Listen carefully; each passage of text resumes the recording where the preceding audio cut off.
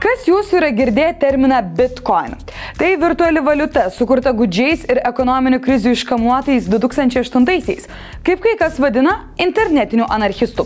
Už Bitcoin idėjos slepiasi Satoshi Nakamoto. Net praėjus 5 metams vis dar kuriamos teorijos, ar tai vienas asmuo, ar grupė žmonių ir kodėl jis pasitraukė į šešėlius, romantiškai kalbant. Ir beje, šiuos pinigus, kuriais jau galima atsiskaityti vis daugiau parduotuvių, įsigyti paslaugų, prekių, investuoti ir žaisti biržoje, galima pasidaryti pačiam. Bent jau nuo to viskas prasidėjo.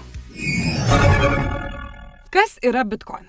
2008 metais kilusi Bitcoino idėja priklauso Satoshi Nakamoto. Tačiau greičiausiai po šiuo pseudonimu slėpėsi grupė žmonių, kurie niekuomet taip ir neatskleidė savo tapatybių. Svarbu, kad čia nėra jokios centrinės kontroliuojančios ar spausdinančios organizacijos. Visa kontrolė vykdoma automatiškai per torrento analogo peer-to-peer principų veikianti pasaulinį kompiuterių tinklą.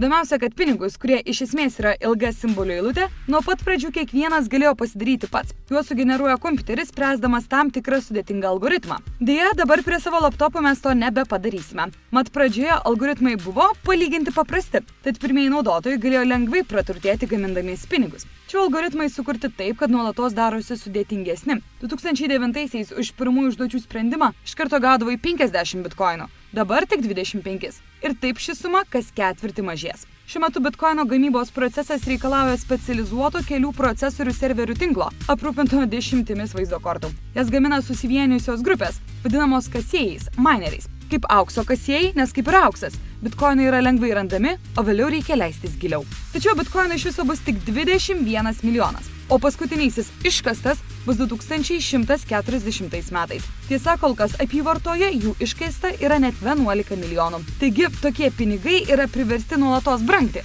o jų realumas priklausys tik nuo perkamosios galios.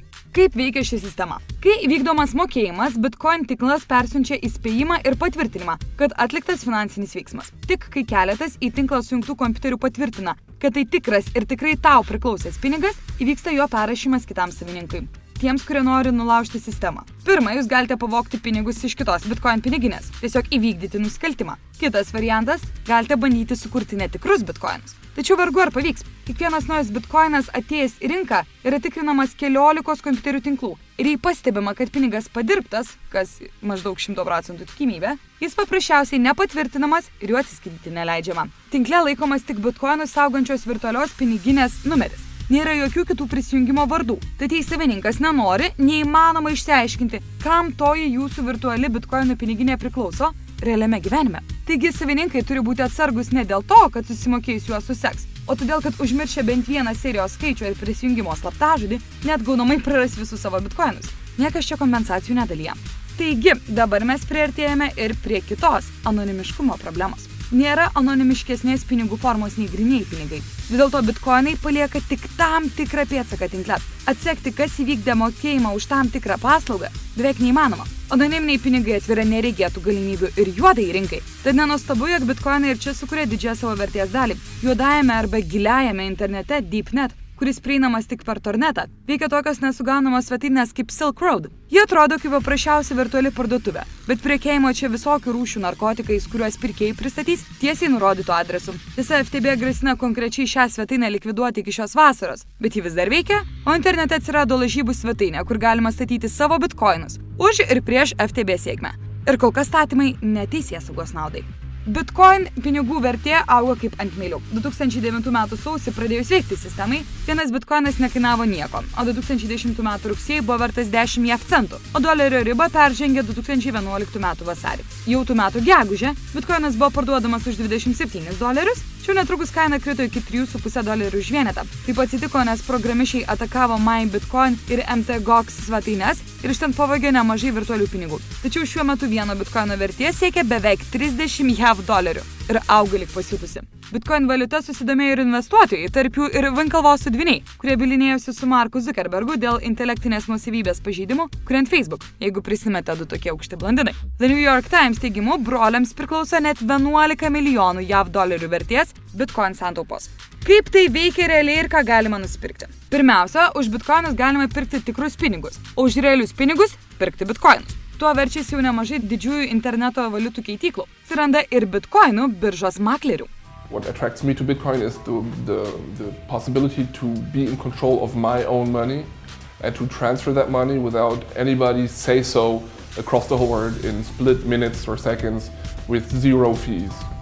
Ta dalis be mokesčio ir yra kol kas patraukliausia dažniausiai smulkiesiems verslams. Bet to pasaulyje jau pilna barų ir parduotuvių. Tiesa, pastarosios dažniausiai kažkaip susijusios su programišių pasauliu, kur galima atsiskaityti bitkoinais. Tokių vietų žemėlapyje matome, kad artimiausia mums vieta – mažytis jaunimo viešbutis Rygos centre. O labai geras pavyzdys – Kreuzbergo miestelis Vokietijoje, kur bandoma įkurti bitcoin bendruomenę. Čia bitcoinais galima atsiskaityti parduotuvėje, bare, viešbutyje. I first came across Bitcoins because two Spanish friends of mine who were very worried about the way the economy was going in Spain decided to invest their inheritance in Bitcoins. It was 30,000.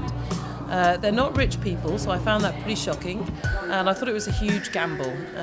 That was about 3.5 years ago now. Something like 30,000 has gone to 600,000, so they did very well. I'm going to pay my bill now. It is 10 euros. I pop up the code, I scan it, I press send, and ka-ching! Kaip pasakoja Bitcoin Foundation įkūrėjas ir beje net elektroniniu paštu su Satoshi bendravęs Gavinas Andresenas, pagrindinis Bitcoin tikslas – atiduoti pinigų valdymo kontrolę žmonėms. Skamba gražiai, tiesa. Tačiau JAV Federalinis rezervas pareiškia, kad Bitcoin neturi visų įprastiniams pinigų būdingų bruožų, nors kai kuriuose srityse gali atlikti pinigams būdingas funkcijas. Tuo tarpu Europos centrinis bankas, paklaustas apie virtualias valiutas, atsakė, kad pernelyg didelis šio pobūdžio valiutų populiarumas pakenktų centrinių bankų reputacijai. Arba, kaip norėtų kiti, juos ir panaikintų. Bitcoino alternatyvų kasdieną steigiasi vis daugiau. Ar turėsime virtualių valiutų biržą? Galbūt. Galbūt pirksim, parduosim bitcoinus, litecoinus ar kokius kitus coinus. Kol kas tiesa pažįstu tik vieną žmogų, įsigijusių šių pinigų. Jo nuomonė – tai mūsų finansų ateitis. O jūs, ar investuotumėte taip? Ar pasitikėtumėte? Jeigu kas jau esate įsigiję bitcoinų ar jiems alternatyvų, būtinai pasidalinkite nuomonę komentaruose.